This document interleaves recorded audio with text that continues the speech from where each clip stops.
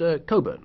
Mr. President, the external investment plan was set up with the aim to tackle the root cause of migration by helping to achieve development goals in third countries through loans and grants financing projects to create jobs.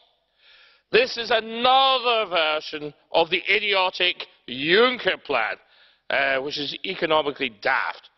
It's a plan to pump prime businesses with government money. When will the EU learn that this does not work? Governments do not create jobs. Businesses create jobs, and those sort of false jobs are unsustainable. Give these third world countries trade deals, not handouts. We need to give these people trade deals so they can create businesses themselves. Today's ludicrous inclusion of Tunisia on the financial blacklist, Mr. President, of money laundering or something of that ilk. They have done a lot to stop it, but they've been included on this list, and it's going to damage Tunisian businesses and send waves of migrants to Europe. What can be more ridiculous? Over the last 10 months, the European Investment Bank has given 136 loans worth £7 billion to finance projects in non-EU countries. Making trade easier is much better than throwing away money. At the same time, the European Investment Bank owes Britain £35 billion and refuses to pay this bill in 2019. We want our money back. Mr. Coburn. Sir. I am not able to give your money back, but you have a blue card. Do you accept it? I most certainly will, sir. Okay. Mr. Frunzulică.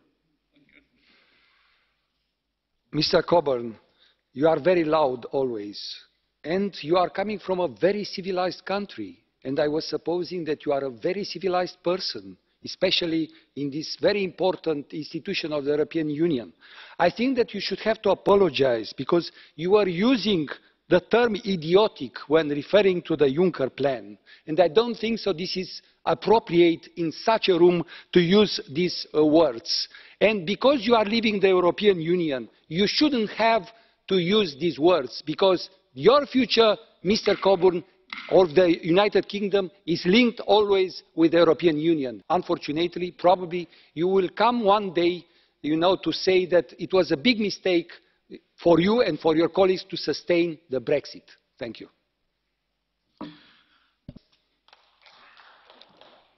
It wasn't a question, it wasn't something else, a comment, but you could answer, yeah. I think I can manage. I'm big enough and ugly enough to manage it, I think. Don't you see the problem that handing money to people to create fake businesses is simply a waste of the taxpayers' money? What you should be doing is helping to encourage trade. And you should know this, sir, because you lived in an East European country which is dominated by socialism and communism for the best part of 50 years. And that experiment was a catastrophe in Russia and a bigger catastrophe in Eastern Europe. It led to authoritarianism, dictatorship, and robbing people of their savings. How can you come here and promote the same nonsense, sir?